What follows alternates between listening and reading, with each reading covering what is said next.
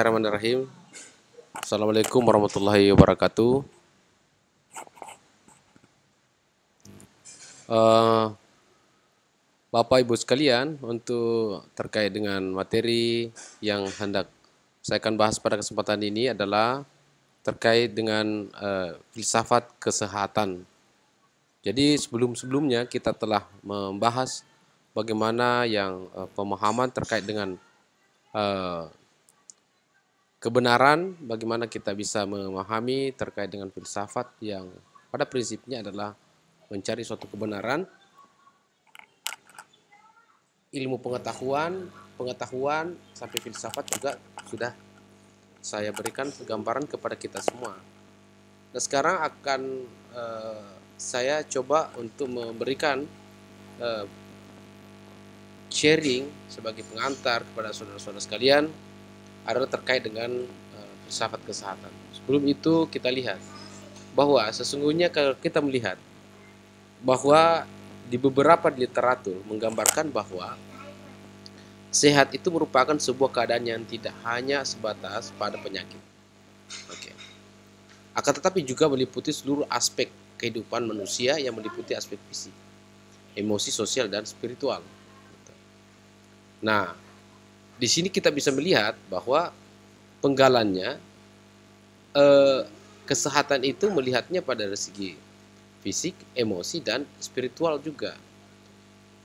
Nah, tentu ini saudara-saudara sekalian sebagai bidang ilmu kesehatan tentu harus memiliki kemampuan di dalam memberikan tafsiran bagaimanakah atau batasan bagaimanakah maksud dan daripada aspek fisik dalam kesehatan tersebut, emosi dan sosial. Di situ peran penting kita di dalam memberikan di dalam memberikan sebuah tafsiran yang mana yang dimaksud dengan sehat dalam arti fisik, sehat dalam arti sehat dalam arti psikologi, dan kemudian sehat dalam arti emosional atau sehat dalam arti spiritual. Nah, saudara-saudara sekalian, hal tersebut kita melanjutkan bahwa seperti pandangan WHO, ya, seperti pandangan WHO terkait dengan itu, maka dia memberikan bahwa sehat itu sendiri dapat diartikan bahwa keadaan yang sempurna secara baik fisik, mental, sosial, dan tidak hanya sebatas dari penyakit dan atau kelemahan. Jadi ada kurang lebih sama pemahaman kita terkait dengan kesehatan atau sehat itu sendiri yang dilihat secara definisi dari berbagai bahkan se-internasional lah begitu. Saudara-saudara sekalian, dengan hal tersebut maka kemudian kita melihat bahwa dari perspektif WHO melihat bahwa tentang sehat mempunyai karakteristik, ya, oke. Sehat itu mempunyai sebuah karakteristik. Yang pertama adalah memperhatikan individu sebagai sebuah sistem yang menyeluruh.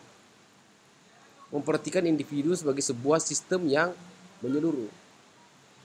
Yang kedua kayak kita melihat adalah memandang bahwa sehat dengan mengidentifikasi lingkungan internal dan eksternal.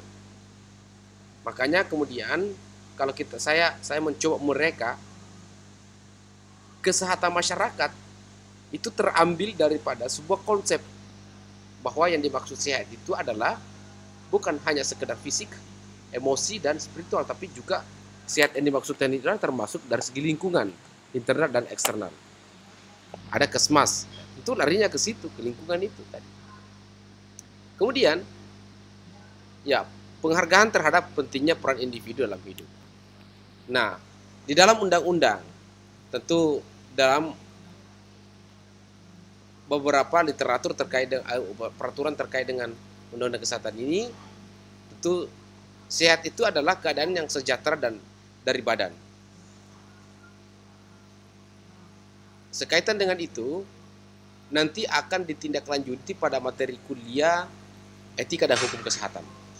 bagaimana etika dan hukum kesehatan itu akan dilanjutkan kepada dosen-dosen lain terkait dengan makna-makna ketentuan-ketentuan yang terkait dengan sehat. Yang saya ingin stressing pada malam ini adalah terkait dengan sehat sehat dalam arti secara filsafat. Nah, mari kita lihat saudara-saudara sekalian bahwa makna kesehatan menurut filsafat bahwa pembangunan kesehatan sebagai salah satu upaya membangun dan menyelenggarakan untuk mencapai kesadaran, kemauan, dan kemampuan untuk hidup sehat bagi semua penduduk agar dapat mewujudkan derajat kesehatan yang optimal. Saudara-saudara sekalian, filosofi kesehatan, falsafah kesehatan, nilai kesehatan adalah mengangkat derajat kesehatan masyarakat.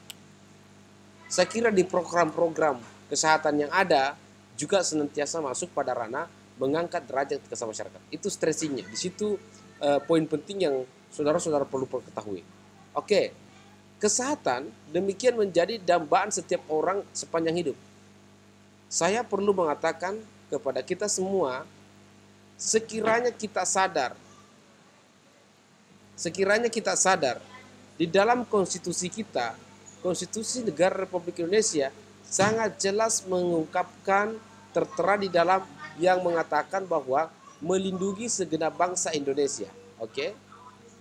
Maknanya bahwa negara itu wajib melindungi segenap bangsa Indonesia secara individu. Pro kontra hari ini yang muncul adalah apakah swab, apakah kemudian vaksin COVID-19 itu dibayar atau tidak. Saya ingin mencoba untuk memberikan sebuah stressing. Kalau kita berangkat daripada nilai konstitusi yang ada di dalam Undang-Undang Dasar Negara Republik Indonesia 1945, jelas mengatakan makna melindungi segenap bangsa Indonesia. Jangankan terkait dengan vaksin. Tidak boleh orang meninggal gara-gara tidak mampu membeli obat-obatan. Tidak boleh orang meninggal gara-gara tidak mampu membayar biaya rumah sakit. Mengapa?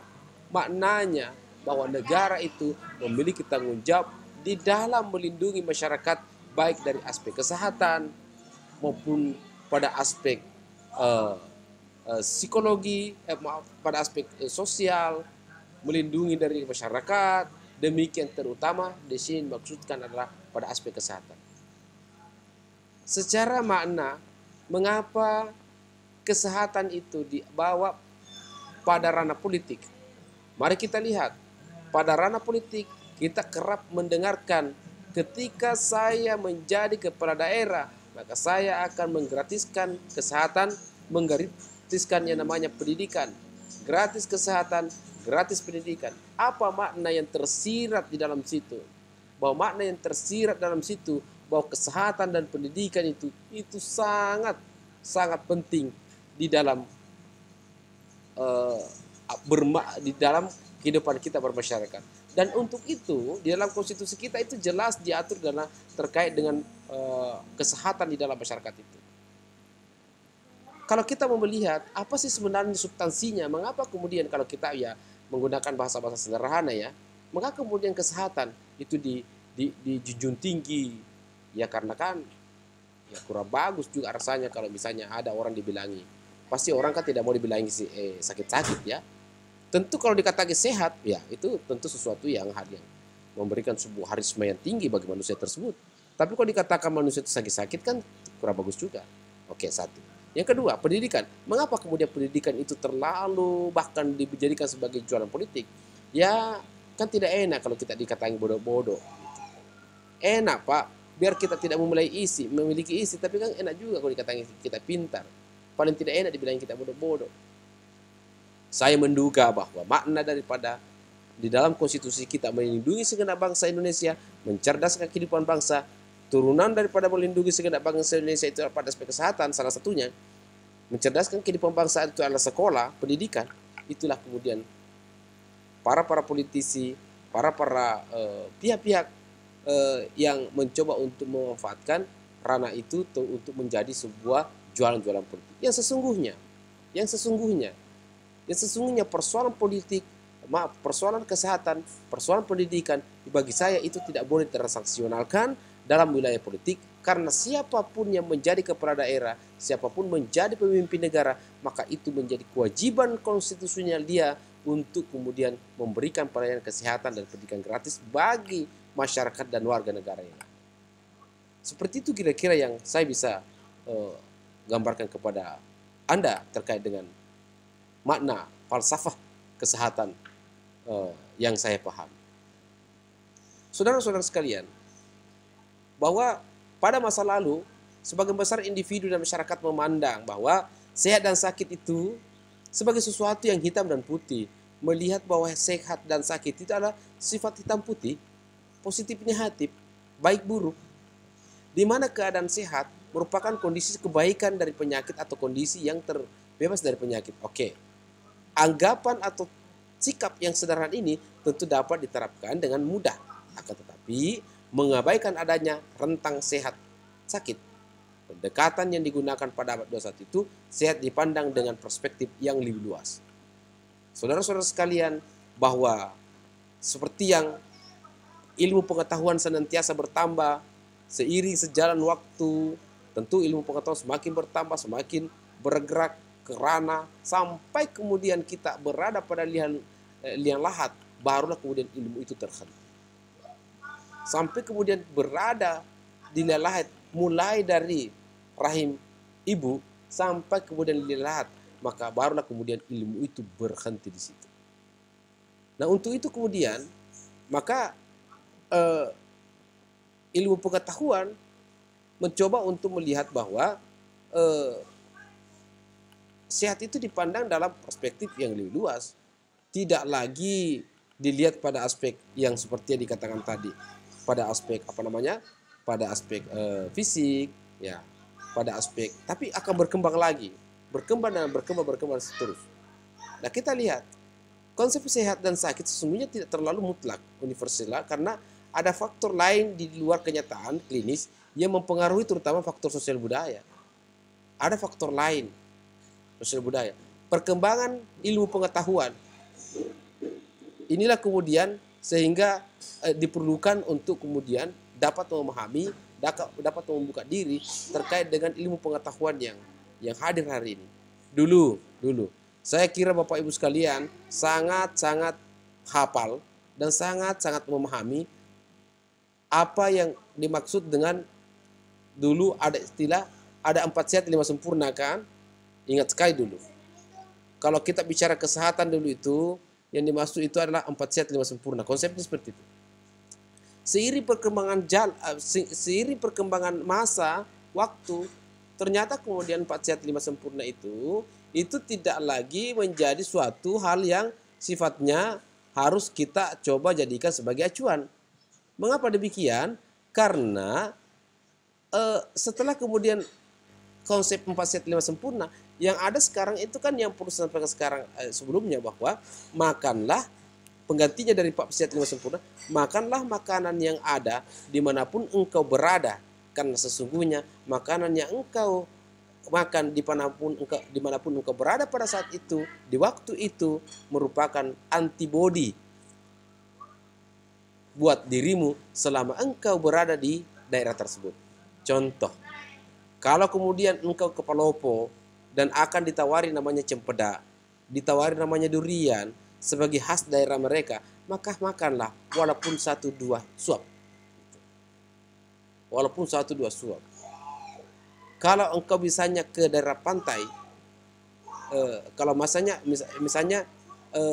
engkau ke daerah lain, misalnya ke jadi ponton, disodorkan misalnya kuda, maka makanlah kuda itu walaupun hanya 1-2 suap. Karena sesungguhnya makna filosofinya adalah apa yang tumbuh di tempat itu, apa yang hadir dari itu adalah merupakan antibodi, anti-imun bagi Anda selama engkau berada di tempat itu. Sebagai sebuah contoh kekuasaan Tuhan yang ciptakan langit, bumi, dan segala isinya diperuntukkan untuk manusia, mari kita lihat, mari kita buktikan maksud yang saya katakan tadi. Kalau Anda pergi ke Malino, merupakan daerah dingin. Tentu kan kita dingin. Apa obat untuk kita dingin? Apa konsumsi untuk kita tidak terlalu dingin atau yang bisa menghangatkan badan? Tentu yang hidup di Malino. Apa yang hidup di Malino? Mari kita lihat. Ternyata sawi itu ya merupakan apa namanya makanan yang cocok dimakan di daerah dingin supaya ada apa namanya ada proses imun kita itu bisa bertahan. Ada wortel, apalagi yang lain. Asal jangan pergi ke Malino cari pinus Pak. Nah, kalau begitu pinus juga Pak bagus kayaknya dimakan karena anti imun kayaknya karena tumbuh juga Malino. Enggak, maksudnya itu hanya diperuntukkan yang bisa dimakan juga. Gitu. Apalagi konsep sehat dan sakit sesungguhnya tidak terlalu mutlak untuk dan selanjutnya masalah sehat dan sakit merupakan proses yang berkaitan dengan kemampuan atau ketidakmampuan manusia beradaptasi dengan lingkungan baik secara biologis, psikologis maupun sosio budaya. Ya, saya kira perkembangan ilmu pengetahuan sehat sakit itu tidak lagi pada aspek fisik tapi ya persoalan lingkungan juga. Ya kalau misalnya saudara-saudara sekalian tiba-tiba pergi di Malino, ya tentu mungkin akan sakit-sakit. Begitu juga orang Malino tiba-tiba datang ke Makassar, itu karena cuaca, lingkungannya itu tidak sesuai. Kalau kita misalnya pergi ke Amerika, di sini kita makan nasi 2 piring, 3 piring satu hari, tiba-tiba tiba di Amerika itu langsung makan gandum, tidak pernah makan apa namanya, tidak pernah makan nasi, tentu juga mengalami kurang enak. Anda yang selalu makan nasi, tapi walaupun dikasih 5 bungkus Indomie, karena lapar, itu tidak mampu menggantikan yang namanya beras atau nasi yang sering kita makan. Hal-hal tersebut seperti itu yang kemudian menjadi faktor yang dimaksud dengan persoalan sakit tersebut tadi.